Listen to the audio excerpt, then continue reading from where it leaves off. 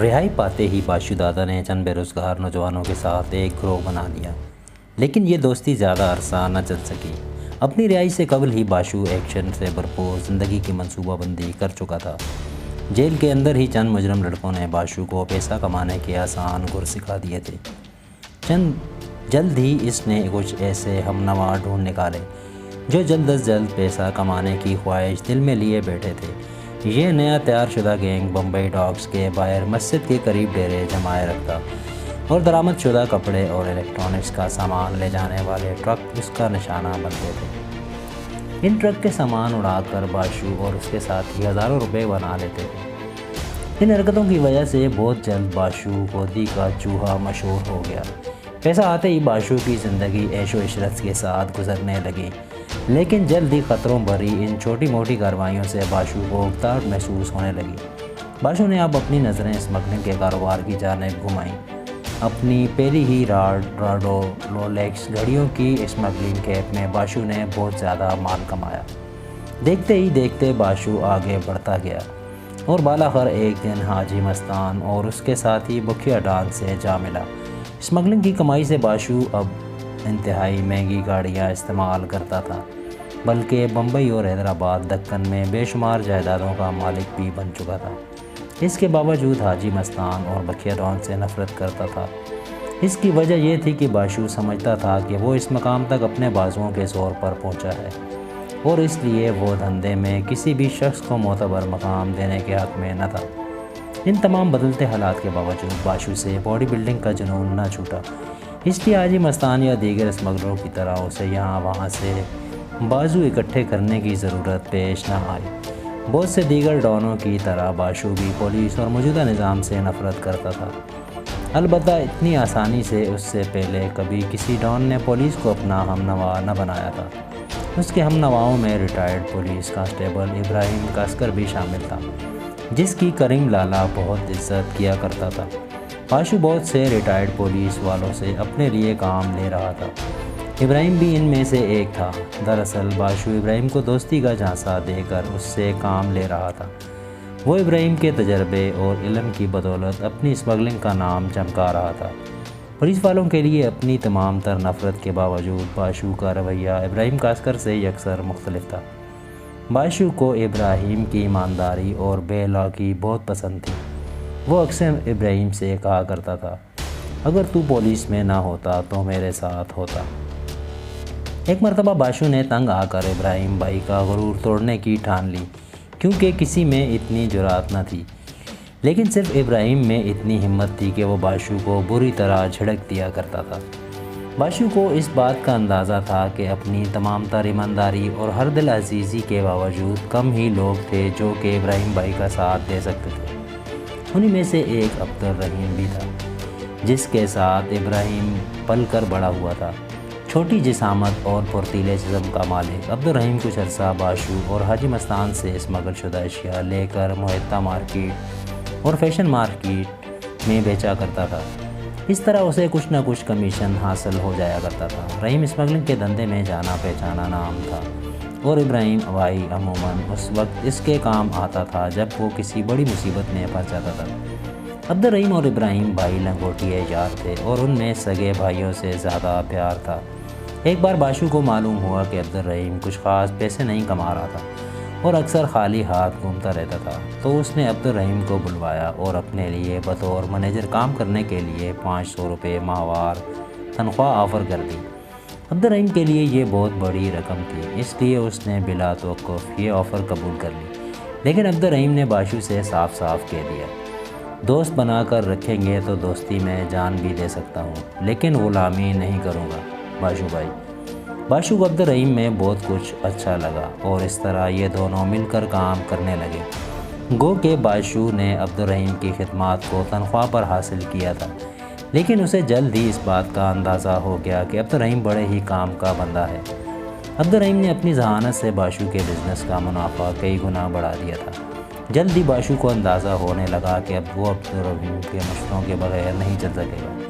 گویا کہ عبدالرحیم باشو کا تھنک ٹینک تھا۔ حالات بدلتے رہے اور پھر سب بھول گئے کہ باشو ابراہیم بھائی کو نیچا دکھانا چاہتا تھا، لیکن تاریخ کی یادداشت کبھی کمزور نہیں ہوا کرتی۔ ابراہیم کاسکر کا تعلق ممکا نامی گاؤں سے تھا جو مہاراشٹر کے ضلع رتنا گری کی حدود میں آتا ہے۔ ابراہیم کاسکر کا والد حسن کاسکر ناز کٹنگ سیلون کے نام سے چرنل ڈونگری میں حجامت کی ایک دکان چلایا کرتے تھے۔ ابراہیم کے 3 بھائی تھے، احمد، محمود اور اسماعیل۔ یہ تمام بھائی رتنا گری کے قریب ایک گاؤں خید میں آباد تھے۔ ان سب میں ابراہیم ہی وہ شخص تھا جس نے بمبئی میں پولیس کی ملازمت اختیار کی اور اسی حیثیت سے اپنا نام اور مکان بنایا۔ باقی تمام لوگ انتہائی غربت اور گمنامی کی زندگی گزار رہے تھے اور انہیں کوئی نہیں جانتا تھا۔ کانسٹیبل ابراہیم کاسکر ڈونگری کے علاقے میں ایک جانا پہچانا نام تھا۔ ان دنوں مسلمانوں سے بہت ہی کم ہیڈ کانسٹیبل ہوا کرتے تھے اور ہیڈ کانسٹیبل کو ڈپٹی کمشنر پولیس سے بھی زیادہ اثر و رسوخ والا اہلکار سمجھا جاتا تھا۔ جن کی نگری میں اس وقت تک حاجی مستان اور کریم لالا کافی مستحکم ہو چکے تھے اور وہ انڈر ورلڈ کی دنیا میں راج کر رہے تھے۔ البتہ ایک شخص جو کبھی بھی ان کے دربار میں دھڑلے سے ساتھ داخل ہو سکتا تھا، اس کا نام تھا ابراہیم کاسکر۔ ابراہیم بھائی کو اس حلقے میں کتنی عزت اور تکریم حاصل تھی، غالباً اسے الفاظ میں بیان کرنا ممکن نہ تھا، جس سے کریم لالا نے ابراہیم کو ابراہیم بھائی کہا تھا۔ گویا کہ سب نے اپنے اوپر اس بات کو لازم کر لیا کہ اب ابراہیم کاسکر کو ابراہیم بھائی ہی کہنا ہے۔ جب کبھی علاقے میں کسی بھی قسم کا تنازع ہو جاتا، لوگ ابراہیم بھائی کو ضرور بلاتے۔ جھگڑا 2 بھائیوں کے درمیان ہو یا میاں بیوی کے درمیان یا جائیداد کا کوئی تنازع، ابراہیم بھائی کی ثالثی پر سب کو اعتماد تھا۔ ابراہیم بھائی غریبوں کا خیال بھی رکھتے کی کوشش بھی کیا کرتے تھے۔ غریبوں، یتیموں اور بے سہارا لوگوں کو روٹی، کپڑا اور چھت مہیا کرنے کے لیے بھی ابراہیم بھائی کافی مشہور تھے۔ اگر ان کے پاس کسی غریب کی مدد کرنے کے لیے کبھی پیسے نہ ہوتے تو وہ کسی ڈان کے پاس جا کر ادھار لانے میں بھی توقف نہ کرتے تھے۔ وہ بہرحال اس غریب کی غرض کو پورا کرنے کی کوشش کرتے تھے۔ علاقے میں اتنی عزت و تکریم اور اثر و رسوخ والا ابراہیم بھائی جب کسی سید مسلمان کو دیکھتا تو اس کی عزت و تکریم کے لیے کھڑا ہو جایا کرتا تھا۔ گو کہ مسلمانوں میں ذات پات کا کوئی نظام رائج نہیں ہے، لیکن سید زادوں کی بڑی عزت کی جاتی ہے۔ ابراہیم بھائی کے اسی مذہبی جذبے سے کبھی کبھار بعض لوگ غلط فائدہ بھی اٹھا لیتے تھے۔ ابراہیم کاسکر کو CID میں 2 دہائیوں تک ایک ایماندار کانسٹیبل کے طور پر خدمات انجام دینے کے باعث اپنے محکمے میں بڑا اعتماد حاصل تھا۔ 1960 کی دہائی کے اوائل میں یوسف حوالدار، آدم حوالدار اور ابراہیم کاسکر کا ایک ایسا تکون بن چکا تھا کہ مجرموں کی ٹانگیں ان کے خوف سے کانپنے لگتی تھیں۔ یہ لوگ تفتیش کے دوران اس قسم کے نفسیاتی اور جسمانی حربے آزماتے تھے کہ ٹھگ لوگ کہا کرتے تھے کہ یہاں تو دیواریں بھی بولتی ہیں۔ ابراہیم بھائی بطور کانسٹیبل مختلف پولیس اسٹیشنوں پر خدمات سر انجام دیتے رہے تھے، جن میں کولابا، ماہیم، مالابار ہل اور ٹریفک پولیس ہیڈ کوارٹر شامل ہیں۔ ان کی آخری پوسٹنگ 1967 میں کرائم برانچ میں ہوئی تھی۔ اس وقت تک صرف ایک ہی کرائم برانچ تھی جو کہ کمشنر کے ہیڈ کوارٹر میں بنائی گئی تھی۔ یہ برانچ انتہائی اہم اور مستعد اہلکاروں پر مبنی تھی۔ اسے قسمت کی ستم ظریفی کہیے یا یہ وہی کمرہ تھا جہاں کبھی ابراہیم بھائی کو بڑی تعظیم کے ساتھ سلوٹ کیا جاتا تھا۔ لیکن اب اسی کمرے میں ایک بہت ہی بڑے ڈان کے بارے میں گفتگو چل رہی تھی۔ یہ ڈان کوئی اور نہیں تھا بلکہ بذات خود ابراہیم کاسکر کا اپنا بیٹا تھا۔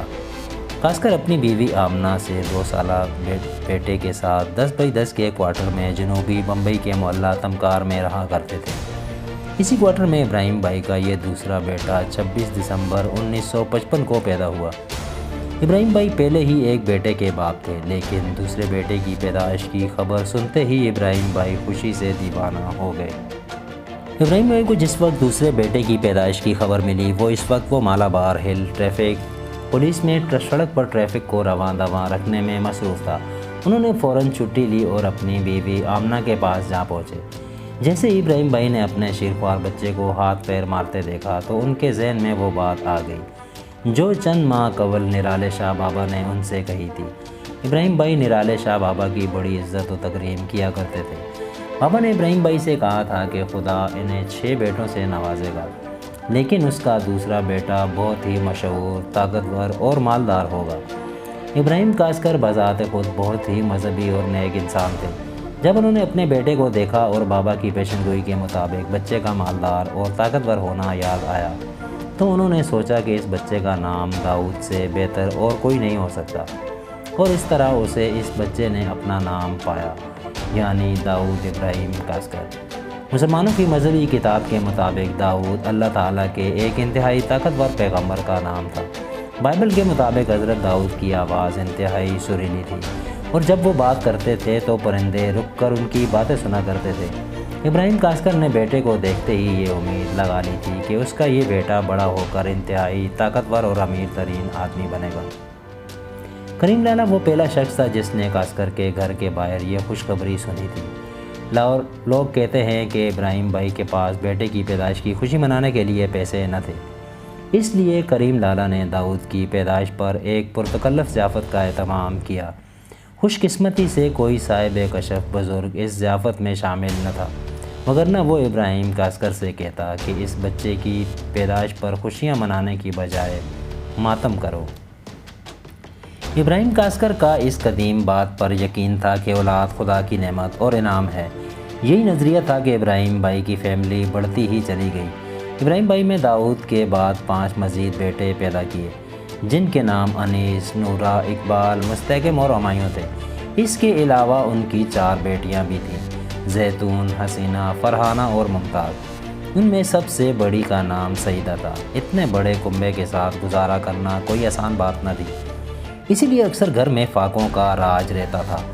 ان تمام تر حالات کے باوجود ابراہیم بھائی کی شدید خواہش تھی کہ اس کے بچے پڑھ لکھ جائیں۔ انہوں نے داؤد کو اس وقت کے معروف English medium school Ahmed Sailor high school میں داخل کروایا، جبکہ دیگر بھائی میونسپلٹی کے اسکولوں میں اور بہنیں اردو میڈیم اسکولوں میں داخل کرا دی گئیں۔ ابراہیم بھائی کو اندازہ تھا کہ اس کا دوسرا بیٹا کچھ غیر معمولی صلاحیتوں کا حامل ہے۔ انہوں نے داؤد کو روڈ سیفٹی پیٹرول میں ٹریفک ٹریننگ کے لیے بھی بھرتی کرا دیا۔ 6ٹھی جماعت تک سب ٹھیک چل رہا تھا اور داؤد نے کبھی کوئی گڑبڑ نہ کی تھی۔ ایک دن اچانک ہی ابراہیم اور ان کے چند ساتھیوں کو نوکری سے ہاتھ دھونے پڑے۔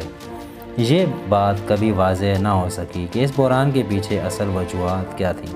کہا جاتا ہے کہ 1966 میں کسی بڑے آدمی کے قتل کے کیس کی پاداش میں ان کے ساتھ ایسا ہوا تھا۔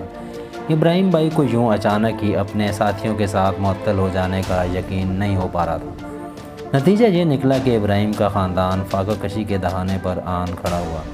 تعلیم بچوں کو ایک سہانا خواب دکھائی دے رہی تھی، شاید کہ داؤد کی تعلیم جاری رہنے کی صورت میں زندگی اپنا کچھ اور ہی رخ دکھاتی، لیکن معاشی بحران کے پیش نظر داؤد کو بھی اسکول چھوڑنا پڑا۔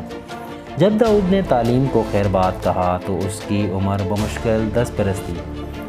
یہ ایک شخص جو کہ ان تمام حالات سے شدید پریشان تھا اور اسے شدید صدمہ پہنچا تھا، وہ تھا ابراہیم کاسکر کا سینئر ACP دستگیر برہان ملگی۔ اس کی شدید خواہش تھی کہ داؤد ہر قیمت پر تعلیم جاری رکھے، لیکن ابراہیم بھائی کے پاس اس کے سوا کوئی دوسرا چارہ نہ تھا۔ 1966 کی گرمیوں سے داؤد بہت خوش تھا۔ اب اسے اسکول نہیں جانا تھا، گھر کا کام کرنا تھا، نہ چھٹیوں کا۔ اسے RSP کی ٹریننگ کے بھی نہیں جانا تھا۔ اب اس کے پاس بہت سا فارغ وقت تھا، وہ جسے چاہتا اپنی زندگی گزار سکتا تھا۔ داؤد نے گلی کے لڑکوں کے ساتھ آوارہ گردی شروع کر دی۔ اس نے لڑکوں کے ساتھ جرائم کے گڑھ علاقوں، ڈونگری اور جے کے ان علاقوں میں وقت گزارنا شروع کر دیا تھا۔ داؤد کو کرکٹ کھیلنا بہت پسند تھا، اس لیے اسے کبھی کبھی جے اسپتال کے میدان میں کرکٹ کھیلتے ہوئے بھی پایا گیا۔ وہ اس وقت بھی کرکٹ کی سرپرستی کا شوق رکھتا تھا جب قانون اس کے تعاقب میں تھا۔ کبھی کبھار داؤد جے اسکوائر کے قریب وہاں کے مسلمان لڑکوں کے ساتھ کھیل بھی اپنا وقت گزارا کرتا تھا۔ ابراہیم بھائی نے کوئی نیا کام شروع کرنے سے پہلے اپنے خاندان والوں کا پیٹ پالنے کی غرض سے چھوٹے موٹے کام کرنا شروع کر دیے۔ اس دوران انہیں باشو دادا کے چھوٹے موٹے کام بھی کرنا پڑے، جیسا کہ کسٹم ڈپارٹمنٹ میں کلرکوں کے پاس ادھر ادھر فائلیں لے کر جانا وغیرہ۔ لیکن اس سارے عرصے کے دوران بھی ابراہیم بھائی نے لالچ کو غالب نہ آنے دیا اور ہر قیمت پر اپنی ایمانداری کی حفاظت کی۔ البتہ زندگی کی اس دوڑ دھوپ میں وہ اپنے بیٹوں پر کڑی نظر نہ رکھ سکیں، بالخصوص صابر اور داؤد پر۔ جلد ہی داؤد ابراہیم کے گھر والوں کو تمکار محلے سے اپنا گھر شفٹ کر کے پکمودیہ اسٹریٹ مسافر خانے کے علاقے میں جانا پڑا۔ ابھی کاسکر فیملی پوری طرح شفٹ بھی نہ ہوئی تھی کہ داؤد نے غنڈہ گردی شروع کر دی۔ اس نے اپنا باقاعدہ ایک گینگ بنا لیا تھا۔ بوہرا کمیونٹی کے لوگ ٹھگوں کی بڑھتی تعداد اور ان کی حرکتوں سے پہلے ہی نالاں تھے، لیکن اب غنڈہ گردی اور لوٹ مار نے انہیں مزید پریشان کر دیا۔ مسافر خانے کا علاقہ تو گویا غیر سرکاری طور پر داؤد گینگ کو ورثے میں مل گیا تھا۔